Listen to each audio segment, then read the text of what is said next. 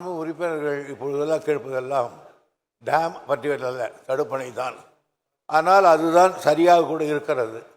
எனவே இதுவரையில் ஒரு 500 தடுப்பணைகள் கட்டுவதற்கு வேண்டிய நடவடிக்கைகளை எடுத்திருக்கிறோம்.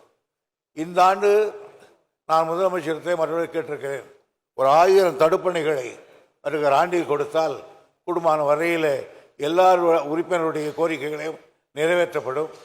அதுதான் இன்றைக்கு நீர்வளத்துறையிலே செய்ய வேண்டிய ஒரு பெரிய திட்டமாக இருக்கிறது. காரணம், தடுப்பணை கட்டுவதன் மூலம் அங்கே ஒரு 6 அடி 4 அடி தண்ணீர் இருக்கிறார்.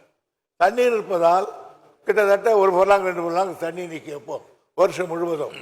ஆக நீர் ஆதாரம் கிடைக்கிறது. நீங்கள் மாயனூரை பார்த்தால் ஒரு காலத்தில் நாங்கள் கட்டினோம். மாயனூர் அப்பொழுது வறண்ட பகுதி, இப்போது வளமான பகுதியாக இருக்கிறது. என்னுடைய தொகுதியிலேயே ஒரு தடுப்பணை கட்டினேன். கட்டும் போது எல்லாம் இது வானாது இல்லை அப்படிலாம் சொன்னாங்க. இப்போ இந்த மழையில் நின்று தண்ணி எல்லா கடலும் தண்ணி ஏறி போச்சு. ஆகையினால குடி தண்ணீரும் போய்ட்டு விவசாயத்துக்கு கிடைக்கிறது. ஆகவே விவசாயத்திற்கு தேவையானது இப்பொழுது தடுப்பணைகள் தான். எனவே மாண்பு உறுப்பினர் அவர்கள் சொன்னது போல அந்த தடுப்பணை கட்டுவதற்கு வேண்டிய நடவடிக்கை எடுத்தால் நிச்சயமாக உங்கள் கோரிக்கை ஏற்படும். தூர்வாருவது என்பது நீங்கள் குறிப்பிட்ட அந்த கால்வாய்களை கவனத்தில் கொள்கிறேன். இந்த ஆண்டு தூர்வாருவது என்பது நினைத்துக் கொள்ளலாம்.